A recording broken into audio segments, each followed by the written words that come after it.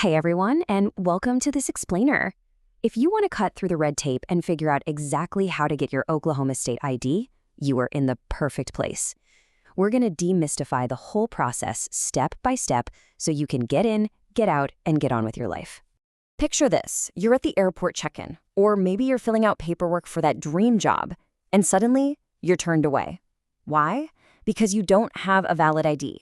It's incredibly frustrating, right? Literally a totally preventable nightmare that can derail your entire week. Well, we're going to make sure that doesn't happen to you. Okay, let's dive right in. Navigating all these bureaucratic rules can honestly feel like trying to read a foreign language. But in this explainer, we're taking all that dense government jargon and breaking it down into a super easy-to-follow, beginner-friendly guide. Whether you're brand new to Oklahoma or just getting your very first ID, you'll walk away knowing exactly what to do. So, here's our game plan. We'll start with importance and eligibility, move on to gathering documents, walk through the actual application process, break down the fees and exceptions, go over some troubleshooting and insider tips, and wrap up with a final disclaimer.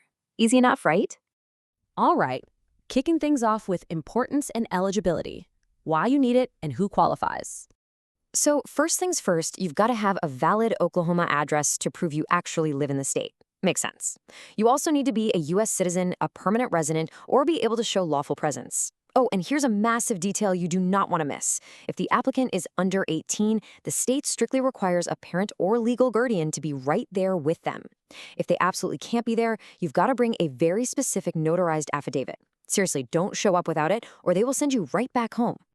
Moving right along to gathering documents. Let's beat the bureaucracy, shall we? Now, Service Oklahoma, that's the agency running the show here. They demand some highly specific documents to protect your identity. The golden rule you need to remember: everything you bring must be an original or a certified copy. No photocopies. No way. And if you have a notarized document that looks even slightly altered or tampered with, it's an instant rejection. Keep it pristine, folks. So what's actually going into your folder? First, you need one solid proof of identity. Think a certified U.S. birth certificate or an unexpired passport. Next, you need one proof of lawful presence. You'll also need to prove your social security number. And here's a great little insider tip for you. You actually don't need the physical social security card itself. You just need to know the number. Finally, if your current name doesn't match the one on your birth certificate, you absolutely have to bring a legal linking document, like a marriage license or a divorce decree, to connect the dots. Now, here is a major gotcha that trips up so many people. If you're just getting a standard ID, you only need one document proving your Oklahoma residency. But if you want that real ID, the one with the little gold star that lets you fly domestically, you have to bring two valid proofs of residency. We're talking utility bills, a W-2, or a signed lease. And listen closely. Forwarded mail or random junk mail will never cut it. Your name and your current home address have to be printed crystal clear on both documents. Okay, let's get into the actual application process, step by step. Let's see how this all comes together. Step 1, and this is a big time saver, pre-apply online using the state's Navigate portal. Get your data in early. Step 2, physically head into a facility. Step 3, they're going to process your biometric data, which is just a fancy way of saying they'll snap your photo, scan your fingerprint, and take your payment. And finally, step 4, you literally walk out the door with a temporary paper ID in hand while your permanent one goes off to get printed. It is really that straightforward. But wait a second. Which physical building are you actually supposed to go to? This is crucial.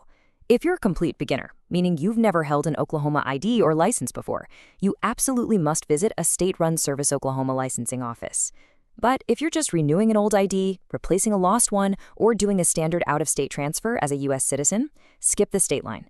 You can save yourself a ton of time by just popping into a private licensed operator, which most folks call a tag agent. All right, on to fees and exceptions.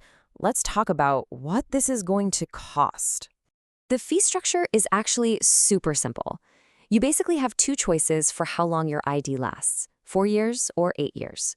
A brand new or renewed 4-year ID will run you $25. An 8-year ID is $50. But check this out. If you happen to lose your card and just need a quick replacement, it's a flat $25 across the board, no matter if your original term was 4 or 8 years. So, what's with the number 65? Well, it's a pretty fantastic perk for our seniors. If you are 65 years old or older, your state ID is completely free, $0. And honestly, the best part? These senior cards are valid indefinitely from the month they're issued. You literally never have to worry about paying for a renewal ever again. Oklahoma also offers some really great fee waivers. For instance, individuals certified as 100% disabled veterans get their IDs totally free of charge. Plus, there's a specific homeless youth ID program. Unhoused youth can get a Real ID non-compliant state identification card at absolutely no cost. It's such a brilliant initiative to help clear the path for getting a job or enrolling in school, and it directly supports their independence. Moving into troubleshooting and tips, here's some insider knowledge to save you a headache.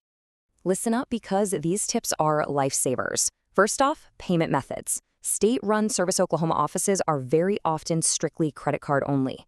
If you walk into a state office with just cash, they'll process all your paperwork, but then they'll make you drive all the way across town to a tag agent just to actually pay for it.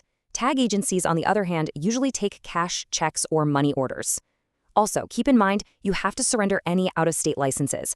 By law, you can only hold one primary credential. No keeping a Texas driver's license and an Oklahoma state ID at the same time.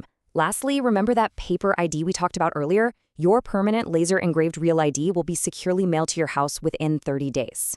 Almost done. Let's hit our final disclaimer. Keep up to date. Look, we all know how government processes work. Bureaucracy shifts and changes. So while this explainer gives you a really rock-solid foundation based on the rules right now, do yourself a favor and do a quick check on the official Service Oklahoma website before you head out. Just make sure you've got the absolute latest info on office hours and document requirements. So I want to leave you with this one question. Are you Real ID ready for your next flight? With the steps we've laid out today, you are completely empowered to gather those documents, head to the right office, and conquer the Oklahoma ID process like a pro. Thank you so much for hanging out with me for this explainer. Get that paperwork organized, and I'll see you next time.